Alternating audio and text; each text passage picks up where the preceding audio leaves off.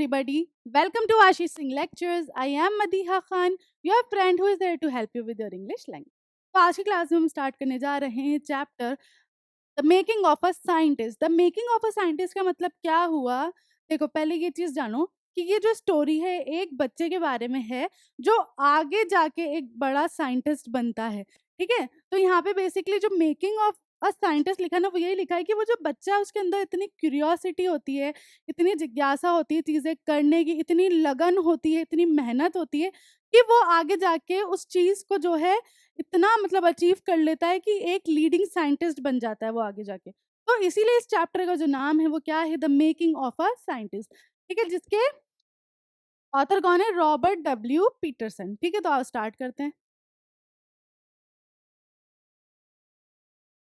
At the age of 22, a former Scout of the Year excited the scientific world with a new theory on how cells work.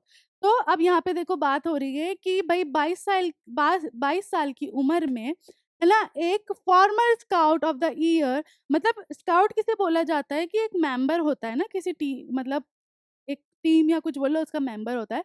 तो यहाँ पे क्या बात हो रही है कि भाई 22 साल की उम्र में जो है एक मेंबर ने, एक बंदे ने क्या किया था, पूरी साइंटिफिक वर्ल्ड को एक्साइटेड कर दिया था। ठीक है, किस कैसे कि एक थियरी निकाली थी उसने कि सेल्स जो हैं वो कैसे काम करते हैं।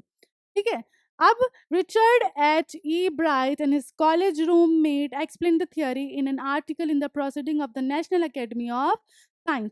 तो कौन थे वो? किसकी स्टोरी है? ये स्टोरी है,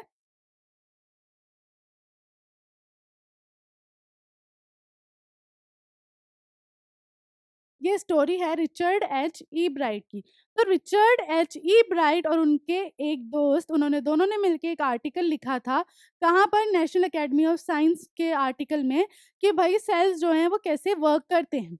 it was the first time that this important scientific journal had ever published the work of college students. ठीक है, ये पहली बार था कि जो ये इंस्टीट्यूशन है हमारी नेशनल एकेडमी ऑफ साइंस, इसने पहली बार ऐसा हुआ था कि किसी स्टूडेंट का वर्क अपने आर्टिकल में पब्लिश किया था।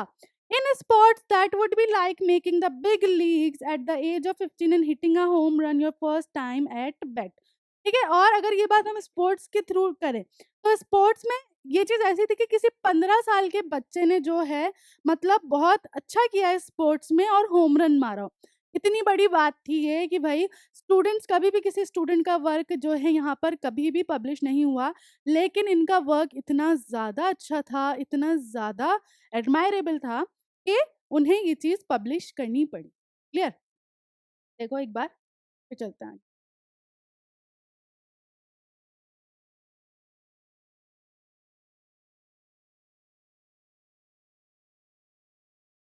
For Richard E. Bright, it was the first in a long string of achievement in science and other fields. And it all started with butterflies. अब देखो यहाँ पे उनके पास्ट में बात चल रही है, अब उनके जो छोटे थे जब की बात चल रही है कि for Richard E bright it was the first long string of achievement. ठीक है, उनके लिए जो सबसे बड़ी अचीवमेंट थी वो यही थी पहली बार। ठीक है, और ये कब शुरू हुआ? ये सब शुरू हुआ बटरफ्लाइज के साथ, मतलब बटरफ्लाइज की वजह से। An only child Ebright grew up north of Reading Pennsylvania.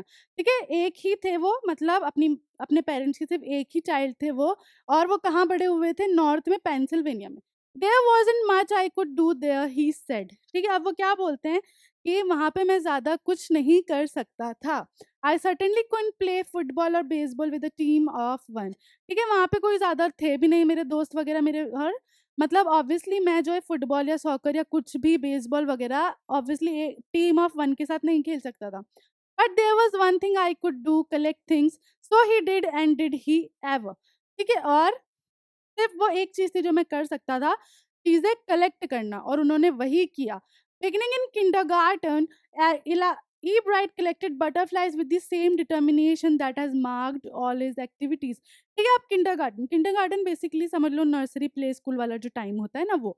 तो उस टाइम में उन्होंने क्या करा? बटरफ्लाइज कलेक्ट करना शुरू करी सेम डिटर्मिनेशन के साथ, जो जिस तरीके से वो आज इतना कुछ अचीव कर पाए हैं। He also collected rocks, fossils and coins. और वो क्या क्या कलेक्ट करते थे? रॉक्स, फॉसिल्स और कॉइन्स भी कलेक्ट करते थे।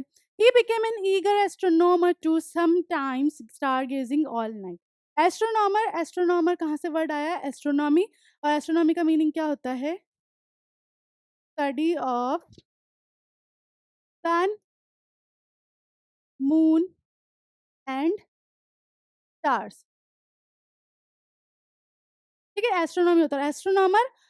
एस्ट्रोनॉमर कौन हुआ properly? Person who study.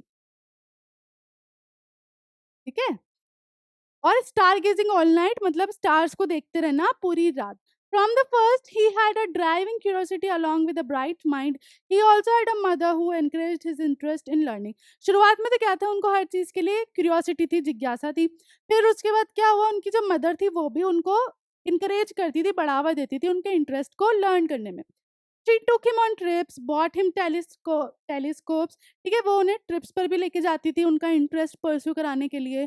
Telescope भी लाके दिया, माइक्रोस्कोप ला कर दिया, cameras, mounting material and other equipment, and helped him in many other ways. Equipment क्या होते हैं? इक्विपमेंट होते हैं उपकरण। It was his only companion until he started school। I was his only companion until he started school, his mother said. मतलब उनका कहने का मतलब क्या था कि उनकी मदर बताती हैं कि जब तक उन्होंने स्कूल स्टार्ट नहीं किया था तब तक मैं ही उनकी अकेली साथी थी। मतलब वो मेरे साथ ही रहते थे, मुझसे ही बातें करते थे। After that I would bring home friends for him. और उसके बाद क्या होता था कि मैं कुछ फ्रेंड्स लेकर आती थी उनके लिए घर। But at night we just did things together. ठीक है, और लेकिन रात को बस हम दोनों ही साथ रहते थे। Richie was my whole life after his father died when Richie was in third grade. अब वो क्या बताती हैं, जो हमारे ई ब्राइट, उनका नाम क्या है? रिचर्ड है ना। तो वो अपने बच्चे को कैसे बुलाती है? रिची। तो वो कहती है कि रिची जो है मेरी पूरी लाइफ बन चुका था जब उसके फादर की डेथ हो गई थी, जब रिची तीसरी क्लास में थे। She and her son spent almost every evening at the dining room table। वो और उनका जो बच्चा था रिची, वो डाइनिंग रूम में ही, डाइनिंग टेबल पर ही अपनी इवनिंग बिताते थे। If we didn't have things to do, I found work for him। अब उसके पास अगर कुछ भी करने को नहीं होता था तो मैं उसके लिए वो चीज ढूंढती थी। Not physical work but learning things, his mother said। ठीक है, कोई फिजिकल काम नहीं कि मैं उसे घर के काम करा रही हूँ कुछ, बस लर्निंग वाली चीज है। He liked it, he wanted to learn and learn he did. ठीक है, उसे वो अच्छा भी लगता था क्योंकि वो सीखना चाहता था और उसने बहुत कुछ सीखा भी। He earn top top grades in school. और उसके जो ग्रेड्स थे, मतलब जो मार्क्स थे, वो भी बहुत टॉप आते थे स्कूल में। On everyday things he was just like every other kid, his mother said. लेकिन अगर मैं जैसे नॉर्मल बात करूं, हर दिन की बात करूं, तो वो बिल्कुल वैसा ही था जैसे दूसरे बच्चे होते हैं। By the time he was in the second grade, Ebright had collected all 25 species of butterflies found around his hometown। Species क्या होती है? प्रजातियां, है ना। तो जब वो दूसरी क्लास में थे तो ईब्राइट ने कम से कम 25 प्रजातियां कलेक्ट कर रखी थी। किसकी? बटरफ्लाइज की, तितलियों की। That probably would have been the end of my butterfly collecting, he said. ठीक है, अब इस पे ईब्राइट क्या बोलते हैं कि वो शायद बस उतना ही था, उससे ज्यादा मैंने कलेक्ट नहीं किया शायद। But then my mother got me a children's book called the travel of monarch X. ठीक है, लेकिन उसके बाद मेरी जो वो जो 25 स्पीसीज थी, बस मेरे मुझे ऐसा लगा कि शायद बस ये मेरा एंड है, इसके आगे मैं कलेक्ट नहीं कर पाऊंगा। लेकिन मुझे मेरी मदर ने एक ऐसी बुक ला के दी जिसका नाम क्या था? Travels of monarch X. ठीक है, ट्रैवल्स ऑफ मोनार्क एक्स क्यों बोला जाए है कि देखो, मोनार्क क्या है? एक बटरफ्लाई की स्पीसीज है। ठीक है, एक तरीके की बटरफ्लाई है। और ट्रैवल का मतलब क्या हुआ? इनका migration.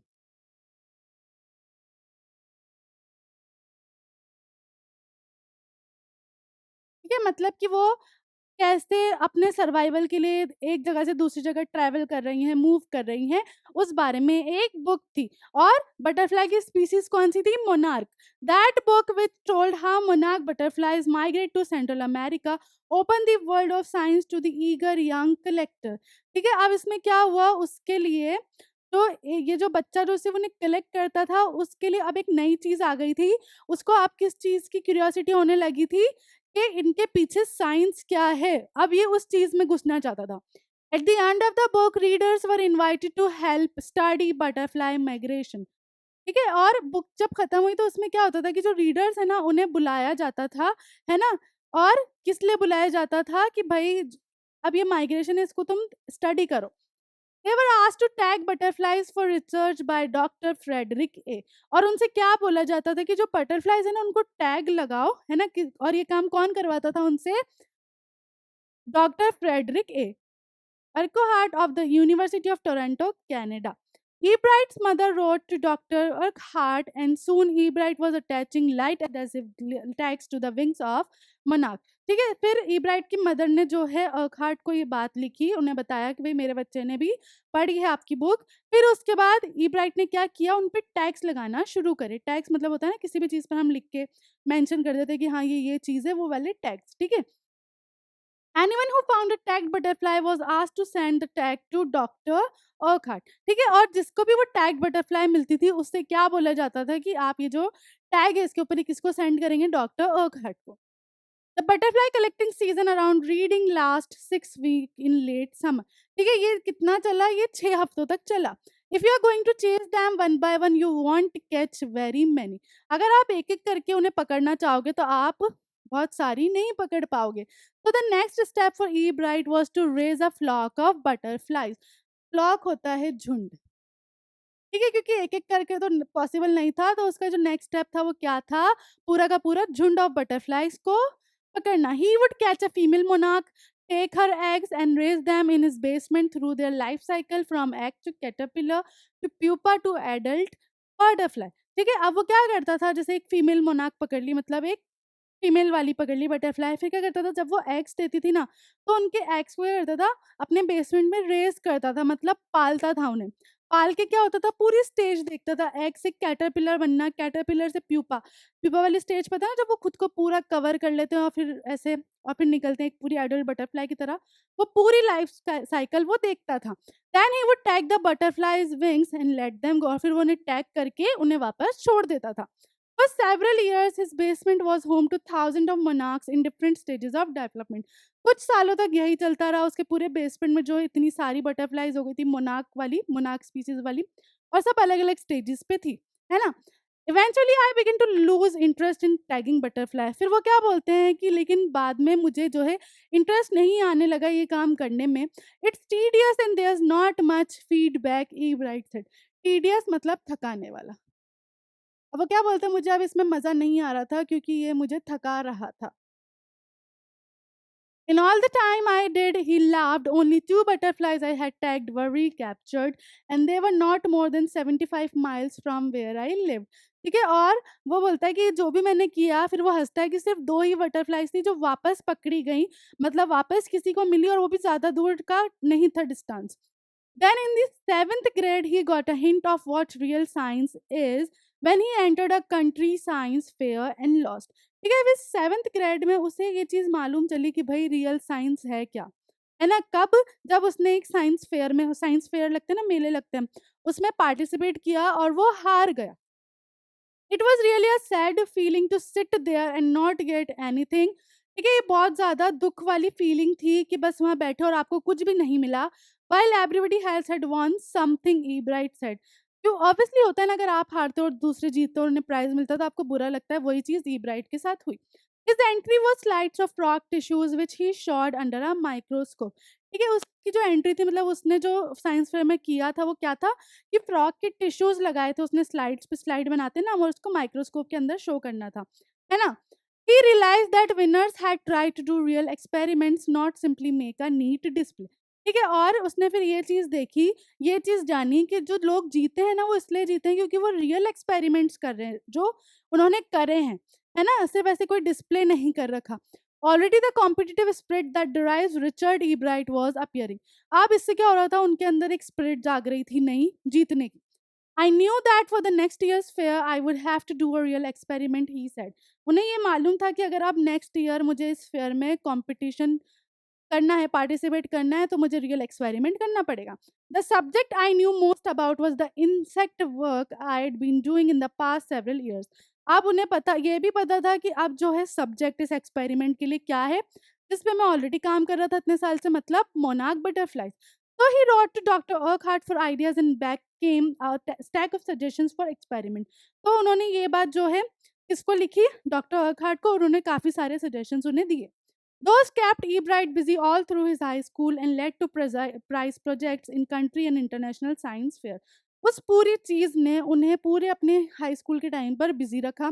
For his 8th grade project, Ebright tried to find the cause of viral disease that kills nearly all monarch caterpillars every few years. ठीक है, 8th ग्रेड प्रोजेक्ट में ई ब्राइट ने क्या फाइंड करने की कोशिश की कि भाई ऐसा क्या डिजीज है जिसकी वजह से जो कैटरपिलर स्टेज पे आके मोनाक्स जो है मर जाती हैं, ऐसा क्या होता है उनके साथ.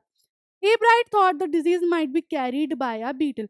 ई ब्राइट को लगा कि भाई ये जो डिजीज है ना, ये बीटल की वजह से आता है. मतलब बीटल देखा है ना हमने, ऐसे कॉकरोच की तरह होता है, ऐसे उसकी वो निकले होते हैं, शेल होता है ऊपर, है ना. He tried raising caterpillars in the presence of beetles. I didn't get any real result, he said. ठीक है, फिर उसने क्या किया, कैटरपिलर बीटल्स को साथ में रख के रेज करना शुरू किया, बट उसे कोई रिजल्ट नहीं मिला. But I went ahead and showed that I had tried the experiment, this time I one. ठीक है, बट वो फिर भी उस एक्सपेरिमेंट के साथ उसने कंपटीशन किया, पार्टिसिपेट किया, और वो जीत गया. The next year science fair project was testing the theory that viceroy butterflies copy monarchs. फिर नेक्स्ट ईयर के लिए उसने कौन सा एक्सपेरिमेंट लगाया कि जो वाइसरॉय स्पीसीज की बटरफ्लाई है वो मोनार्क स्पीसीज की बटरफ्लाई को क्या करती हैं, कॉपी करती हैं. The theory was that viceroys look like monarchs because monarchs don't taste good to birds. ठीक है, अब उन्होंने क्या थियरी लगाई कि भाई जो वाइसरॉय स्पीसीज हैं वो मोनार्क स्पीसीज से मिलती हैं, लेकिन मोनार्क स्पीसीज जो है ना वो अच्छी टेस्ट नहीं करती. किन के लिए? बर्ड्स के लिए. मतलब बर्ड्स उनको खाना पसंद नहीं करती. Viceroys on the other hand do taste good to birds. लेकिन वाइसरॉयज जो है वो टेस्ट अच्छा करती हैं बर्ड्स को. So the more they look like monarchs, the less likely they are to become a bird's dinner. ठीक है, और जितना ज़्यादा वो मोनार्क जैसी, क्योंकि वो कॉपी करती थी, उनके जैसी लगती थी, तो जितना ज़्यादा वो उनके जैसी लगती थी, उतना ही ज़्यादा चांस था कि वो किसी बर्ड का डिनर नहीं बनेंगे. मतलब कोई बर्ड उन्हें नहीं खाएगी. क्यों? क्योंकि वो उन्हें monarch समझेगी. Ebright's project was to see whether, in fact, birds would eat monarchs.